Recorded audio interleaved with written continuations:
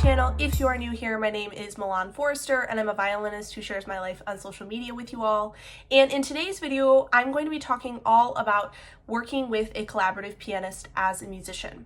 Now, this is a topic I have wanted to talk about for a little while now. It's something that I have a lot of experience with because I have worked with many pianists over my career so far. And it's also fitting because I'm currently preparing for a competition and I'm actually meeting with my pianist in a few days here. So I thought in today's video I would talk a little bit about my process for preparing to work with a pianist, as well as just some of my tips for finding a pianist, how to have a successful rehearsal, and then getting ready to perform with your pianist. So I hope you find this video informative and you enjoy it, and please drop a comment if you have any questions or thoughts about this topic. I would love to hear from you guys. And without further ado, let's get into the video. Okay, I thought I would first start out by talking about finding a pianist because I think that's a great place to start. Now, if you have been a musician for any amount of time, you might already have a pianist that you know of that you want to work with and that you may have worked with in the past. However, if you have not worked with a pianist before, or you have moved to a new area and you don't have access to the pianist you have worked with before, here are some tips for finding a pianist. So first, I would ask your private lesson teacher. If you have a private lesson teacher, they are a great source of information. Most likely they have lived in that area for a decent amount of time and have connections with different pianists or people who may know of some pianists that you can work with.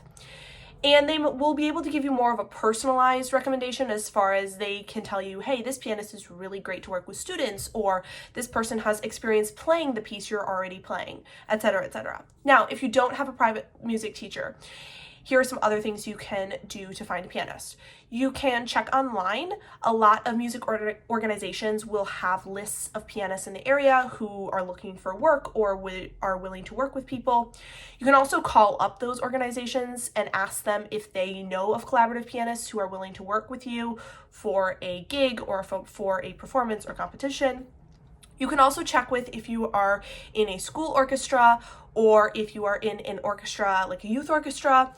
You can check with the administration there. They probably will know of some people who are looking for some gigs as pianists and will be able to give you a recommendation based on that. If you still can't find a pianist, then I would suggest you go on like Facebook. There's a lot of times there's people who will just post about their gigs and what they need, and they will often ask for recommendations for pianists.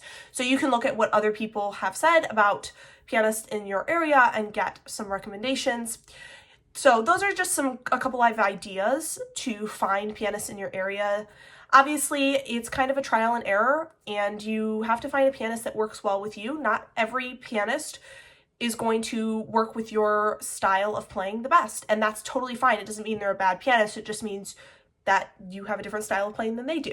I've had many fabulous pianists that I have worked with, and some of them have been a great fit, and others of them haven't. And it's not because they aren't a fabulous pianist, it's just because our styles of playing are very different, and music is a very personalized thing, and so you just have to take that into account when you are looking and trying different pianists, and just keep that in mind, because ideally, you want it to be a great fit and something that's really comfortable and is very easy to work within, and they're easy to work with, and you don't have any communication barriers as far as you guys think about the music very differently. That can make it really challenging.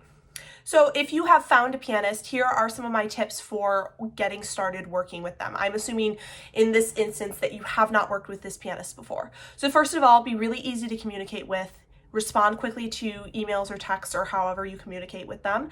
And usually when I reach out to a pianist, I like to give this information about what I would like to work with them on. So first of all, I give information as to the event that I would like them to perform with me, i.e. the competition, or if it's a performance or whatever it is, I give the information. The event is on this date, at this time, at this location. This is when our warm-up would be. Can this work for you? And then, assuming that that time and that competition or performance works in their schedule, then I would say, hey, when would be the best to work with you in a rehearsal? And do you like to rehearse at your home? Do you have a rehearsal space at like a church or something like that?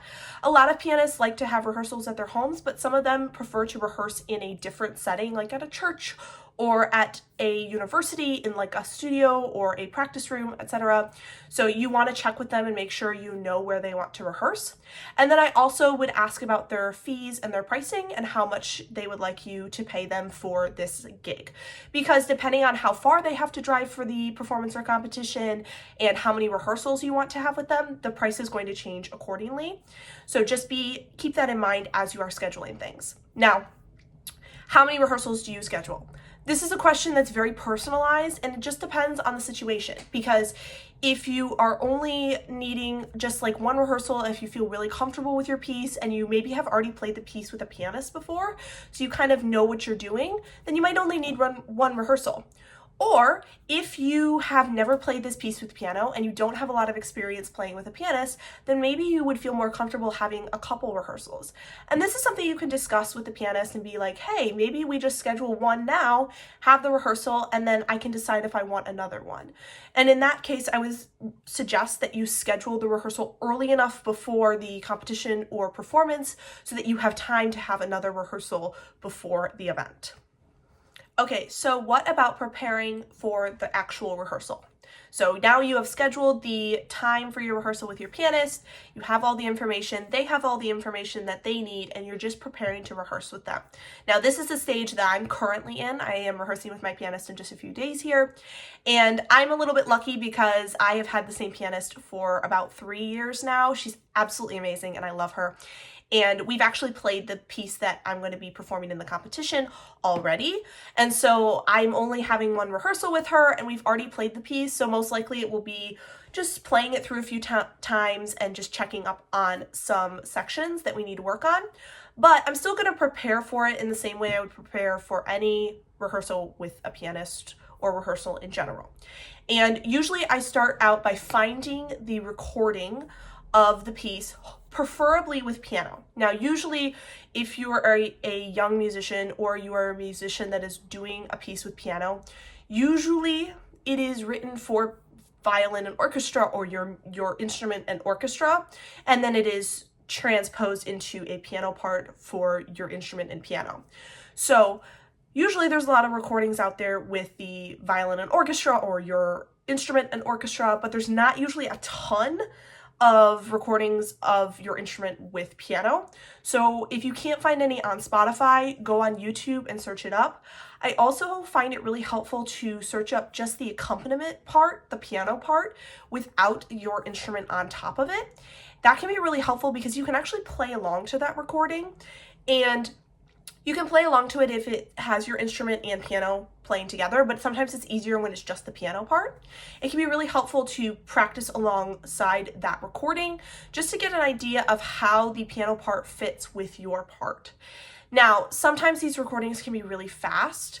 So if they are really fast, this is where I love to use the feature on YouTube where you can slow videos down, or if it's a little too slow for your pace, then you can speed the video up a little bit. But usually I find with these recordings, they're a little too fast, so it can be nice to slow them down. So what I do is I just plug the piece that I'm playing into the search function of YouTube. So in my instance, it would be Lalo Symphony Espagnole, and I would just search up on YouTube and I would say Lalo Symphony Espagnole, piano accompaniment part, and just find some videos on there and listen to a couple of them and decide which ones I like the best and then practice along with them. That's an amazing tool to prepare you to play with piano because it gives you the context of what the piano part is going to sound like next to your instruments part. So you kind of have a better idea of when you're coming in after rests and how you need to cue the pianist. Now this ties into my next tip, which is practice cues.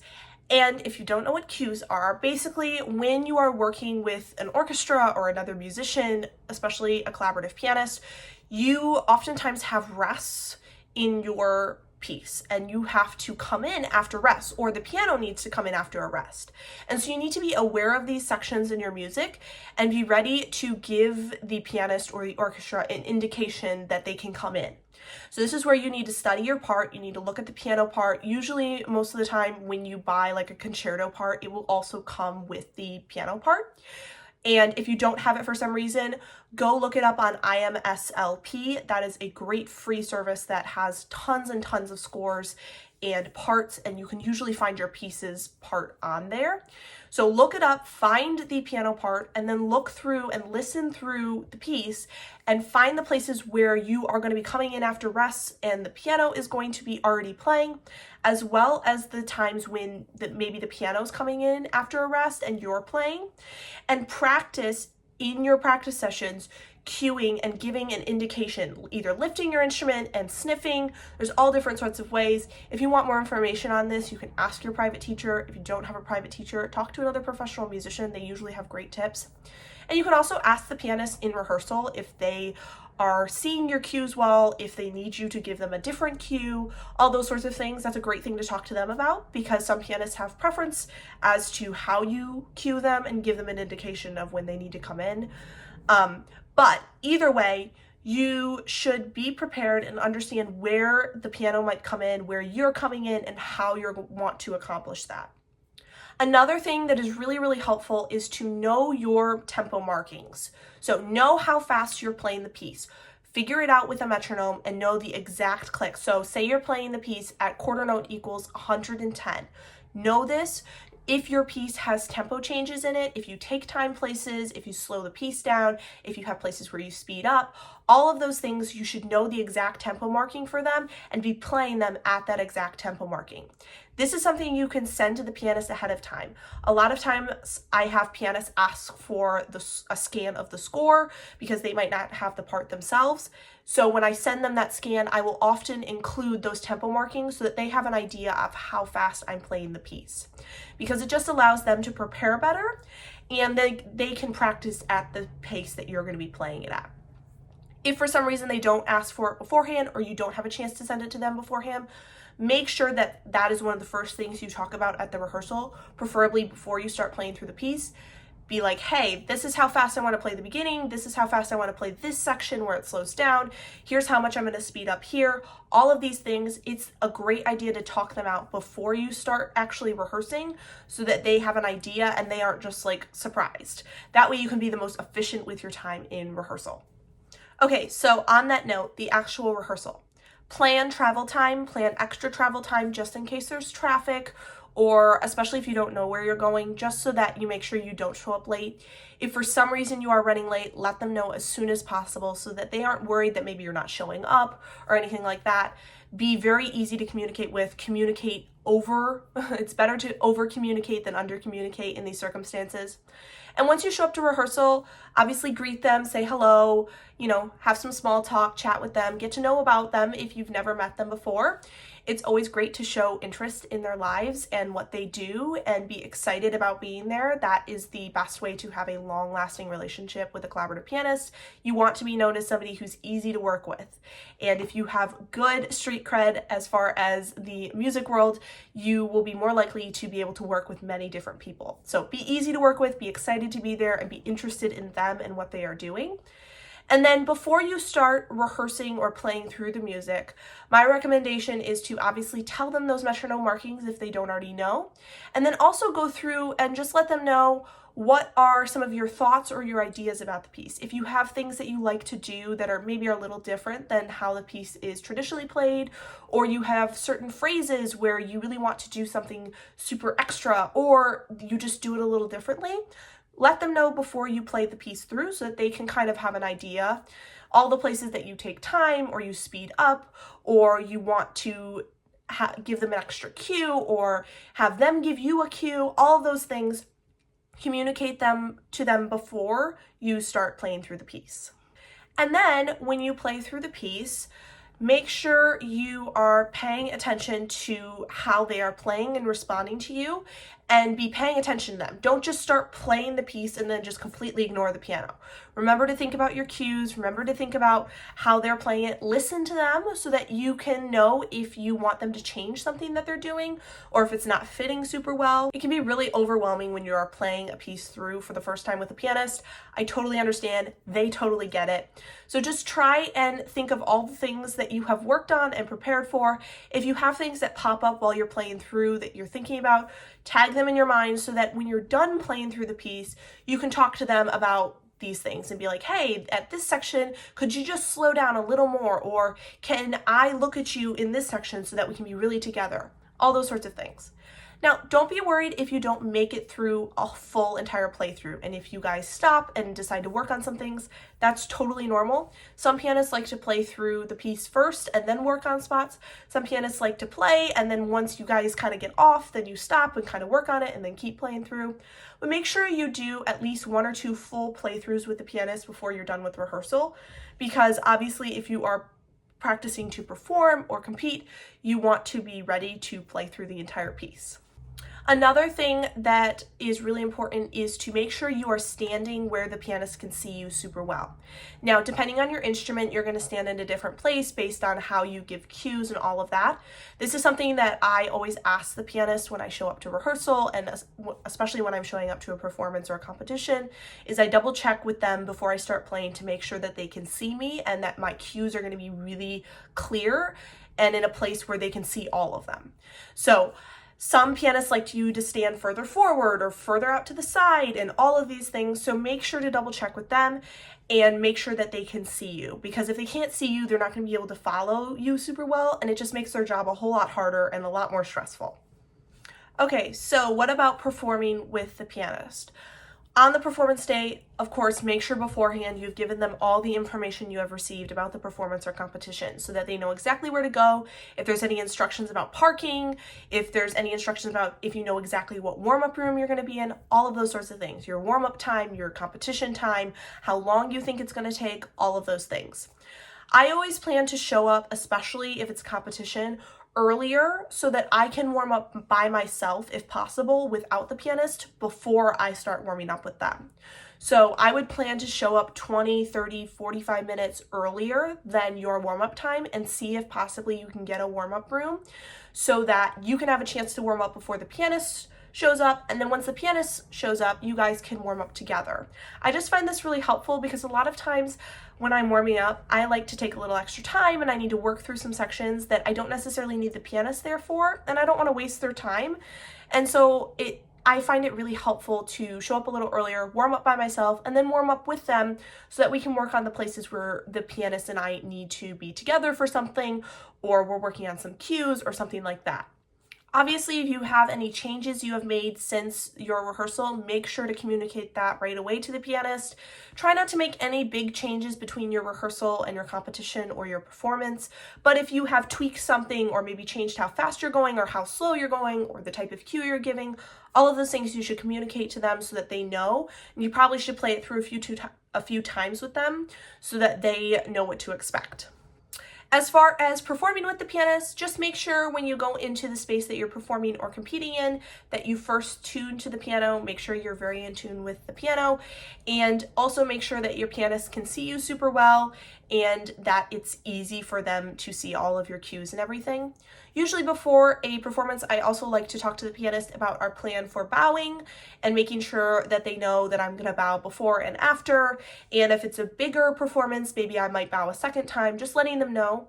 And you might want to practice this. Make sure when you bow that you step aside so that the audience can also see the pianist and you're not standing right in front of them when you bow. And make sure you plan out how long you want to bow so that they know what a typical bow looks like for you, because everybody does it a little differently, and you just want to make sure it looks as cohesive and professional as possible. Thank you so much for watching today's video. If you haven't already, please make sure to like and subscribe, as it really does help me out. And drop a comment down below if you have any questions for me. I am more than happy to answer them for you. And until then, I will see you guys next time. Bye!